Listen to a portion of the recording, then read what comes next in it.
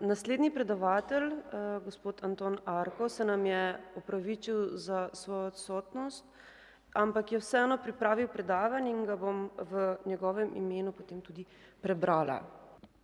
Čisto na kratko, samo nekaj besed o avtorju tega predavanja. Anton Arko je profesor ruščine in zgodovine, zaposlen je pa kot višji kustos v šolskem muzeju, prav tako pa je tudi urednik šolske kronike. In za nas je pripravil tole temo, ki nosi naslov Šolarji v rimski dobi. Leta 181 pred Kristusom so Rimljani ob furlanski obali ustanovili kolonijo Oglej, ki je postala izhodišče za osvajanje notranjosti predalpskega prostora. V Emono so se selile poleg trgovcev, obrtnikov in veteranov tudi družine iz Ogleja. Po zgledu iz Rima se je na novo osvojeno ozemlje začelo gospodarsko in upravno urejati. Trgovci in vojaki so prostor pospešeno romanizirali in uvajali sredozemsko mestno kulturo. V času cesarja Avgusta je območje današnje Slovenije že spadalo v okvir rimskega cesarstva. Na začetku se je prostor delil na 3 upravne enote. Na 10. italsko regijo, Norik in Panonijo, ki se je kasneje razdelila. V 1. in 2. stoletju so nastale naseljbine Poetovio, Emona, Celeja in Naviodunum, kjer so mestno upravo prevzeli priseljenci iz današnje Italije. Uvedba nove uprave, ki je zajela celo paleto različnih področij življenja, je zajela tudi vzgojo in izobraževanje. Otroci rimske dobe. Na podlagi nekaterih antičnih virov lahko ugotovimo, kako so otroci v rimski državi preživljali otroštvo. Nekaj dni po rojstvu so prejeli ogrlico, imenovano bula, ki so jo nosili ves čas otroštva, ob poroki pa so jo vrnili očetu.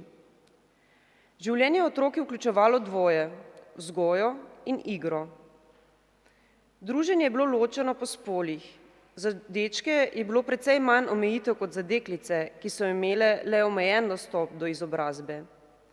Ob poroki, ki naj bi bila pri dekletih nekje med 12. in 14. letom, pri fantih pa od 14. leta dalje, so se otroci ločili od igrač, kar je pomenilo konec otroške dobe. Takrat so tudi otroško tuniko zamenjali za togo. Izobraževanje pa je zajelo tako dobo otroštva kot obdobje mladostništva. Šolski sistem. Kljub temu, da bi težko govorili o izdelani strukturi šolskega sistema, pa je izobraževanje v antiki vseeno imelo določene okvire, ki so bili postavljeni predvsem glede na starost otrok in gmotni položaj njihovih staršev. Izobraževanje je sprva temeljilo na zasebnem šolanju. Največkrat je potekalo na domu otrok ali v prostoru, ki ga je predvidel učitelj. Šolanje v zgodovini rimske države nikoli ni bilo obvezno, niti rimska družba kot taka splošnemu izobraževanju ni namenjala posebne pozornosti. Zato v arhaičnem obdobju ne moremo govoriti o organiziranem šolskem sistemu. Tudi šolskih stavb sprva niso poznali, saj šolanje ni bilo institucionalno. V času zgodnje republike je bilo izobraževanje še družinska domena. Ko govorimo o izobraževanju, pa ne smemo zanemariti vidika obšolskega učenja. Vzporedno z mesti se je razvijalo tudi podeželje. Rimljani so pospeševali oljarstvo in sadjarstvo, k nam so prinesli vinsko trto, s temi dobrinami pa tudi znanje za gojenje dreves in drugih kulturnih rastlin. V rimskem obdobju so se na naših tleh razširile tudi nekatere obrtne dejavnosti, še zlasti lončarstvo in kamnoseštvo. Tako je ob formalnem izobraževanju vzporedno teklo še neformalno, ki je tudi pri nas pustilo svoje vrstne sledi, le da pri slednjem ne moremo govoriti, da so ga izvajali učitelji. Kdo, kje in kako je poučeval?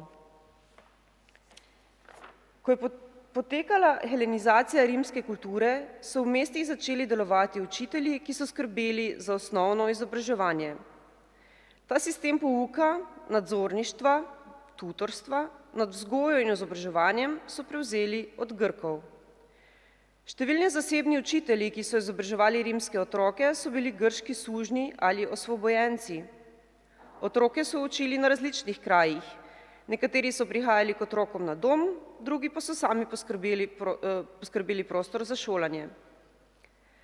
Premožnejši so poučevali v lastnih prostorih, večina siromašnejših pa je prostor najemala. Pogosto je šolski prostor postal del kake trgovine, zagrnjen z zaveso ali pa del stebrišča. Najrevnejši učitelji so poučevali kar na vogalu ulice ali v kakem odmaknjenem delu mestnega trga. Učitelji so plačevali starši učencev, zato so v pouk obiskovali le otroci premožnejših staršev. Stroge fizične kazni za kršenje discipline so bile takrat del šolskega vsakdanjika. Otroci, katerih starši si izobraževanja niso mogli privoščiti, so pomagali pri domačem delu ali opravljali razne službe.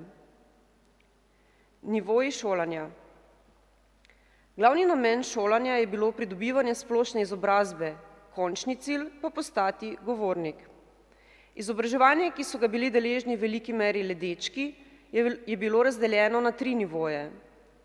Na prvem nivoju, osnovno izobraževanje, je dečke in deklice od 7. do 11. ali 12. leta učil učitelj, imenovan magister, poučeval je zgodovino in književnost ter jih učil brati, pisati in osnove računstva. Brali so dela pomembnejših antičnih piscev, vendar zgolj krajša besedila in posamične verze. Pisali so s kovinskim stilusom po voščeni tablici, na kateri pa ni bilo veliko prostora. Ker so tablico redno brisali, je bilo toliko večji poudarek na učenju na pamet. Pri računanju so uporabljali prste in kamenčke, imenovane kalkuli. Rimljani so uporabljali 12-tiški sistem, zahtevnejše računske operacije pa je v času cesarstva poučeval učitelj, imenovan kalkulator. Na drugem nivoju izobraževanja, ki je trajal od 12. do 16. leta, kjer so se šolali večinoma dečki, jih je poučeval gramatikus, ki je v družbi užival več ugleda kot magister in je bil za svoje delo tudi bolje plačan. Največkrat je učitelj prebral besedilo in ga pospremil z razlago, nato pa so ga drug za drugim prebirali učenci. Pouk je nadgradil z diskusijo in interpretacijo, razvijal je govorniške veščine učencev in skupaj z njimi interpretiral klasične pisce. Za zadnji nivo poučevanja, kjer v učnem procesu deklet praktično ni bilo več, je skrbel retor, včasih imenovan tudi orator, ki je med učitelji užival največ ugleda, prejemal pa je tudi najvišje dohodke. Mladeniči od 16. do 20. leta so se učili sestavljati govore, se pripravljati na javno nastopanje, kot je bila na primer razprava v senatu ali govor pred sodnikom, ob tem pa so se učili tudi filozofijo, glasbo, geografijo in mitologijo. O tej stopnji izobraževanja na Slovenskem težko govorimo, saj nimamo nobenih virov, na katere bi se lahko oprli, zato sklepamo, da se je bilo za obisk omenjenega pouka potrebno odpraviti v večja mesta rimske države. Jezik rimske države je bil uradno latinski in tako so se otroci na naših tleh učili verjetno predvsem v latinščini. Pouk je ponekod potekal 2-krat dnevno, začenjali naj bi ob svečah še pred sončnim vzhodom, po odmoru za obed pa naj bi sledil krajši popoldanski del. V mestih na slovenskem ozemlju so delovali učitelji za osnovno raven izobrazbe, nekaj je bilo tudi gramatikov, o retorjih oziroma oratorjih pa, kot rečeno, težko govorimo. Precej drzno bi lahko med posebne oblike izobraževanja šteli tudi šolo oziroma izobraževanje za vestalke, ki pa se je odvijalo samo v Rimu. Grški biograf Plutarh začetek vestalk postavlja v 7. stoletje pred Kristusom, v čas vlade kralja Numa Pompilija. Mlada dekleta so to službo sprejela za 30 let, pri tem pa so se s prisego odpovedala od poroki in se zavezala čistosti in devištvu. V prvem desetletju so se dekleta učila svojih dolžnosti, v drugem so jih opravljala, v tretjem pa so vzgajala svoje naslednice. Njihova glavna naloga je bila ohranjanje posvečenega večnega ognja v svetišču boginje Veste, opravljala pa so tudi žrtvovanja. Na javnih prireditvah so zasedala častna mesta. Sprva sta bili vestalki samo 2, nato je število naraslo na 6. Njihova dejavnost se je zaključila leta 394, ko je krščanstvu naklonjeni cesar Teodozij porazil cesarja Evgenija, kar je pomenilo konec poganstva, s čimer so tudi vestalke in njihov večni plamen ugasnile. Epigrafski spomenik učitelju. Med enega glavnih vrst virov, ki potrjujejo obstoj pouka v času rimske dobe na naših tleh, so nagrobne plošče. Po eni strani na napisih najdemo omembe tistih, ki so učiteljski poklic takrat opravljali, po drugi pa lahko iz upodobitev v portretnih nišah ugotavljamo, kakšne pripomočke so otroci uporabljali pri učenju, se pravi pisala, povoščene tablice, knjige v obliki zvitkov in tako dalje. Pouk na naših tleh v času rimske države potrjuje nagrobni kamen iz flavijskega municipija Neviodunum, to je današnje Drnovo pri Krškem, ki ga vidite na slajdu. V prevodu se napis glasi: Gaj Marci Celer, sin Gaja, učitelj slovnice, grščine, star 50 let, leži tukaj. Pompeja Respekta, Kvintova hči, za življenje postavila zase in za svojega moža. Epigrafski spomenik je edini v Sloveniji, ki izrecno omenja osebo, ki je bila po poklicu učitelj. GR, ki ga vidite v 4. vrstici, čisto na koncu, čisto desno, je lahko okrajšava za gramatikus, torej osnovnošolski oziroma srednješolski učitelj, lahko je okrajšava za grajkus oziroma grajki, kar bi pomenilo, da je bil Marci učitelj grščine. Učni pripomočki. Enega temeljnih učnih pripomočkov lahko prepoznavamo v antičnih knjigah oziroma zvitkih, po katerih so se učili branja, poezije in proze ter filozofske misli. Zvitki, imenovani volumen, so bili običajno izdelani iz papirusa, včasih pa tudi iz bolj obstojnega pergamenta. Večinoma so jih k pouku prinašali učitelji, saj so bili njihova last. Naslednji ključen pripomoček pa je bila že omenjena tablica, ki je pripadala učencu.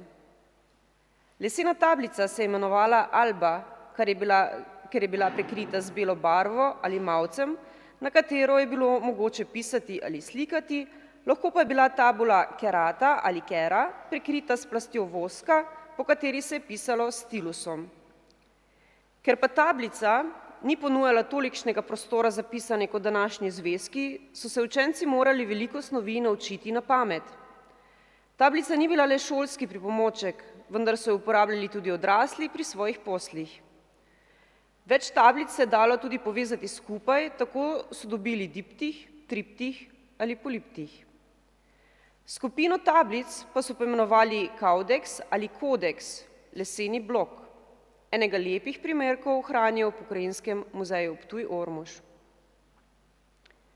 Igrače. Mlajši šolarji so, tako kot danes, svoj čas preživljali tudi ob igri. Pogosta igra dečkov je bila poustvarjanje vojaških spopadov in bitk ob uporabi igrač v obliki orožja, sulica, ščit, gladi. Med priljubljene igrače tistega časa lahko štejemo lesenega konjička, žoge in žogice, zmaje za spuščanje, obroče, namizne igre, ena bolj znanih se imenuje latrunkuli, morda tudi kocke. Najboljša igrača deklet pa je bila verjetno punčka, preprosto narejena iz materialov, ki so jih imeli doma, ali pa bolj umetelno dovršena iz slonove kosti, kakršno so odkrili v Ljubljani na Slovenski cesti, danes jo pa hranijo v Narodnem muzeju Slovenije. Sodobna interpretacija pouka v rimski dobi na Slovenskem.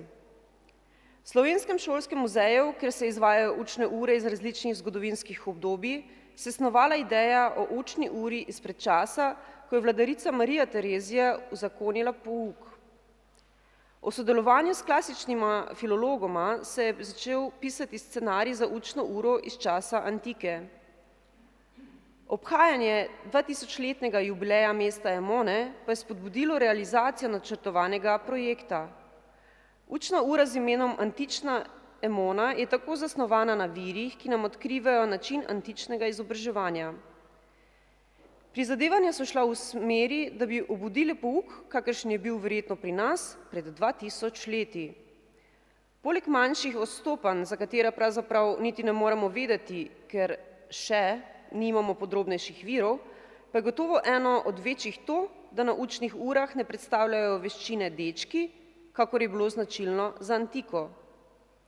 Učna ura je primerna za 2. in 3. triado osnovne šole, srednješolce in odrasle. Do konca leta 2020 je v 6 letih obstoja doživela 176 uprizoritev. Zahtevanost poučevanja spada na osnovno raven izobraževanja, kot nam je znana iz te dobe. Pod magistrovim vodstvom se obiskovalci seznanjajo z načinom vzgoje, poučevanja in discipline, značilne za antiko. Spoznavajo osnove latinskega jezika v pisavi in izgovorjavi, pišejo, kakor nam pričajo zgodovinski viri, na voščeno tablico s kovinskim stilusom. In še na koncu sklep. Čeprav je od ustanovitve Emone minilo že več kot 2000 let, od antike na naših tleh ni ostalo malo stvari. Še vedno se odkrivajo novi predmeti, po katerih prihajajo nova spoznanja in bogatijo naše vedenje o času in življenju na našem območju. Mnogo večja stvar, kot so sami predmeti, pa je nesnovna dediščina. Ta se je ohranila v obliki jezika, misli in starodavnih modrosti, ki so se prenesle, bodisi ustno, bodisi zapisano besedo, in se še prenašajo iz roda v rod zaradi svoje aktualnosti v vseh časih in prostorih.